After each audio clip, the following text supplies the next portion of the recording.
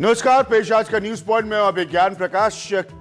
बड़ा सीधा और सियासी सवाल है, भारतीय जनता पार्टी से क्या उत्तराखंड में भारतीय जनता पार्टी की सरकार से और भारतीय जनता पार्टी से क्या उत्तराखंड में गलती हो गई, सियासी गलती हो गई।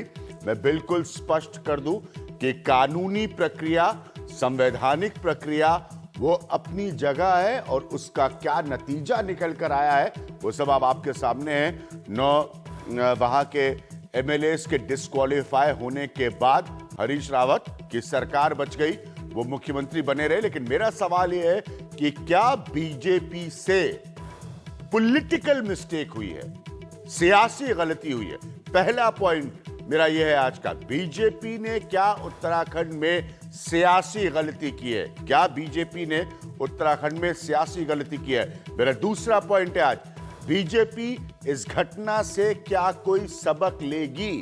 क्या बीजेपी इस घटना से कोई सबक लेगी? कितना बड़ा एम्बैरेसमेंट उसको झेलना पड़ा है। बीजेपी को अगले चुनाव में क्या इसकी भरपाई करनी होगी? एक बहुत सीरियस पॉलिटिकल थ्योरी ये थी कि बीजेपी को ऐसा नहीं करना चाहिए क्योंकि कुछ महीने बाद अगले साल वहां पर चुनाव होने हैं और बीजेपी को नेचुरल कोर्स में स्वतः एंटी इनकम्बेंसी का, एक अनस्टेबल कांग्रेस की गवर्नमेंट का लाभ मिलता, फायदा मिलता। क्या बीजेपी ने ये एडवांटेज पॉइंट खो दिया है अब उत्तरांचल में? इसलिए मेरा तीसरा पॉइंट है, बीजेपी को अगले चुनाव में क्या इस बात की भरपाई करनी होगी? मेरा चौथा पॉइंट है हरीश रावत पर। हरीश रावत जिन पर एक स्टिंग तथाकथित के माध्यम से आरोप लगे करप्शन के, क्या हरीश रावत अब मिस्टर क्लीन, साफ सुथरी राजनीति का कांग्रेस के चेहरा बन पाएंगे? हरीश रावत के बारे में दो बातें याद रखिएगा। जब उत्तराखंड में सीएम चुनना था तो कांग्रेस ने उस समय विजय बहुगुणा को चुना, हरीश रावत को मौका नहीं मिला था। बाद में हरीश रावत आए हैं और उन्हीं के लोगों ने, उन्हीं के एमएलएज ने उनके खिलाफ बगावत की है। उसको बचाने के लिए उन पर आरोप लगा कि उन्होंने खरीद फरोख्त की या कोई पैसे का, ये आरोप लगे। तो इसीलिए मैं कह रहा हूं कि क्या क्लीन पॉलिटिक्स, साफ सुथरी राजनीति का चेहरा दे पाएंगे हरीश रावत? अब मेरा पांचवा पॉइंट है बगावत से जुड़ा। ये जो एमएलएस थे, इन्होंने हरीश रावत के खिलाफ बगावत की थी। क्या हरीश रावत मुश्किल से अब अपनी सरकार बचाने के बाद, संवैधानिक और कानूनी प्रक्रियाओं से गुजरने के बाद, क्या कांग्रेस को वहां एकजुट रख पाएंगे? क्या ऐसी स्थिति हरीश रावत अब इंश्योर करेंगे, पक्का करेंगे कि वापस नहीं आए कि फिर कोई ग्रुप ऑफ एमएलएस 10, 5, 6, 7 उनके खिलाफ सार्वजनिक तौर पर इस स्तर पर बगावत करे? क्या हरीश रावत ये इंश्योर कर पाएंगे? तो ये कुछ बड़े बुनियादी सवाल है जो उठ रहे हैं उत्तराखंड की पूरी घटना से कांग्रेस और बीजेपी दोनों के लिए। अब आप ये रिपोर्ट देखिए। हम कल के दिन की बहुत उत्सुकता के साथ प्रतीक्षा करेंगे। कल तक इंतजार की बात करने के बावजूद हरीश रावत के तेवर बताते रहे कि वो उत्तराखंड विधानसभा में बहुमत जीत चुके हैं। कुछ देर बाद उन्होंने धन्यवाद भी दे डाला। कई लोग अलग अलग राजनीतिक दलों में हैं, कोई बसपा में है, यूकेडी में है, कम्युनिस्ट पार्टी में है, कम्युनिस्ट पार्टी मार्क्सवादी में है, यहां समाजवादी में है।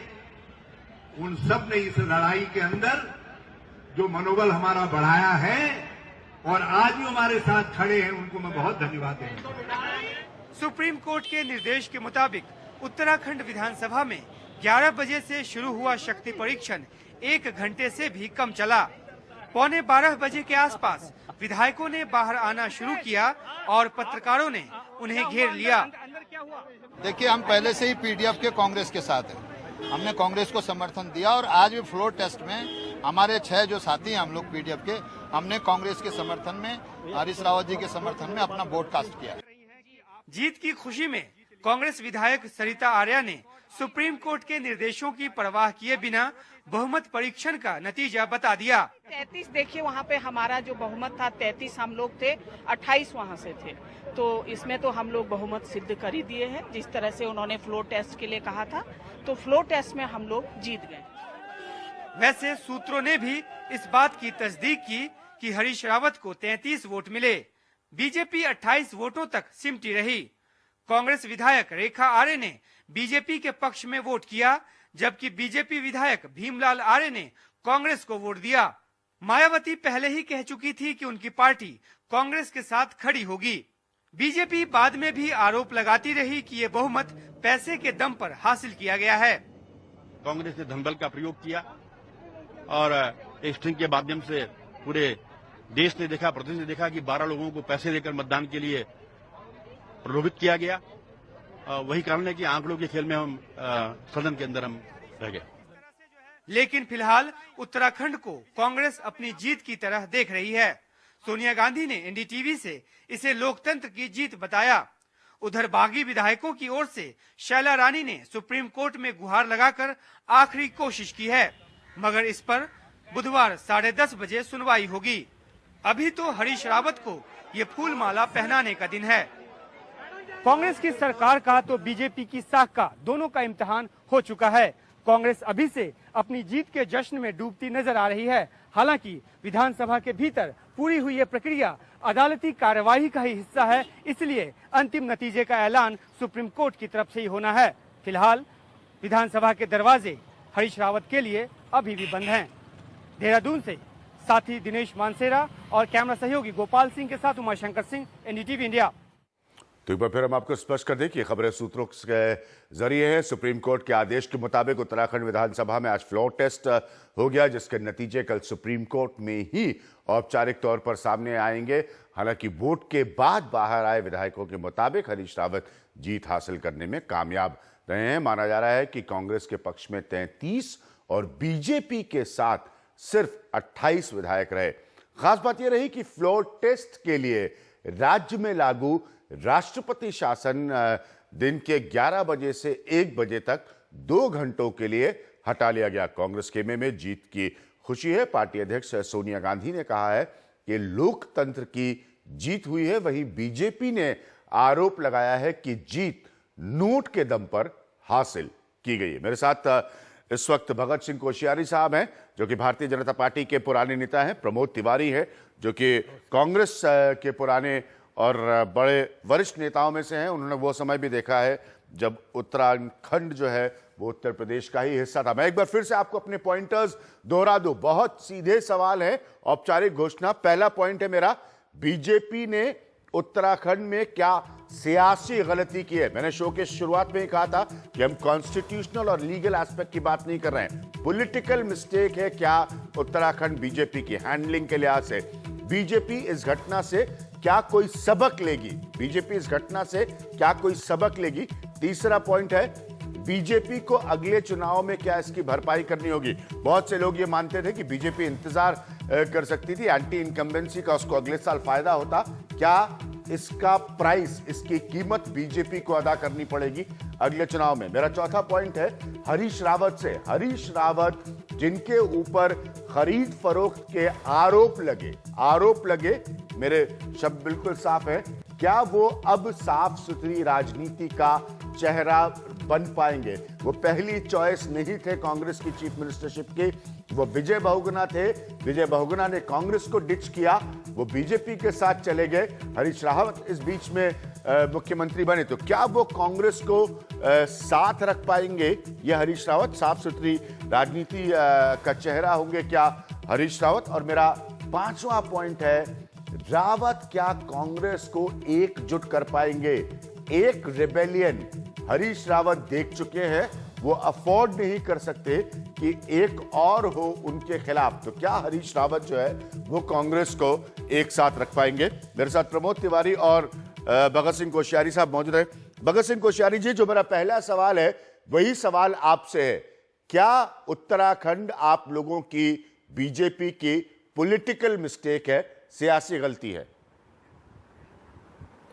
आपने अभिज्ञान जी जो पांचों प्रश्न रखे हैं जी और उनमें से आपका जो अंतिम प्रश्न है वो तो बहुत आनंददायक प्रश्न है और लगता है कि आपने कांग्रेस के एक और विभाजन की कल्पना कर रखी है। उसके लिए पहले तो मैं आपको बधाई देता हूँ। कांग्रेस के लेकिन आपने मुझे जो कोश्यारी पहला साहब, मैं हमेशा कहता लेकिन हूं, आपने जो कांग्रेस मुझे के हिस्से पहले का प्रश्न जवाब कांग्रेस नहीं, देगी। पहले आप हाँ, आप बीजेपी के हिस्से का जवाब अरे दीजिए ना, सुनिए प्लीज। तो आप सुन लीजिए। अरे हाँ, भाई हाँ। मैं बोलिए, सुन लीजिए ना। बोलिए कोश्यारी साहब, आप बोलिए। इतनी जल्दी आप तो आप आपका जो पहला प्रश्न है कि क्या बीजेपी ने कोई गलती की है इस प्रकार के एक्शन में, हमारा सीधा कहना है कि प्रजातंत्र में, डेमोक्रेसी में प्रजा की बात सुनी जाती है, विधानसभा में विधायकों की बात सुनी जाती है।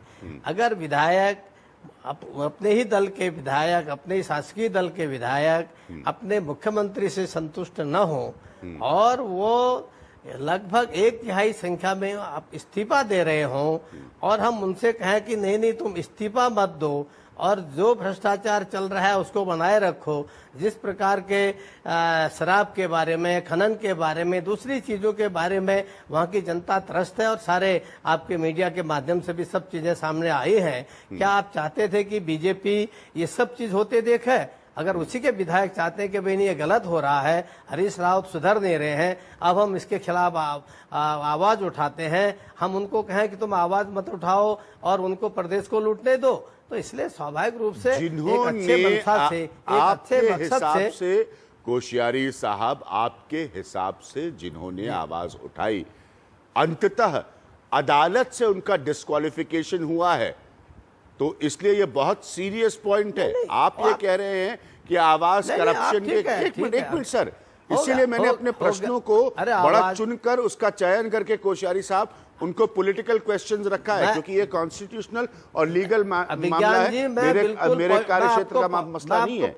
हाँ बोलिए सर, बोलिए। पॉइंटेडली बोल रहा हूँ, आपने पॉइंटेडली बोल रहा हूँ, आपने कहा कि कोई गलती तो नहीं की, आपने सीधी सी बात कही, तो मैं उसी का बोल रहा हूँ कि क्या हम आप ही बताइए, आप तो अभिज्ञान है, सब कुछ ज्ञान आपको है और पूरी आपके लोग सब जगह हैं, आप ये बताइए कि ये भ्रष्टाचार चलता रहे, सब कुछ नाम में ज्ञान है कोश्यारी जी, उससे ज्यादा कुछ नहीं है।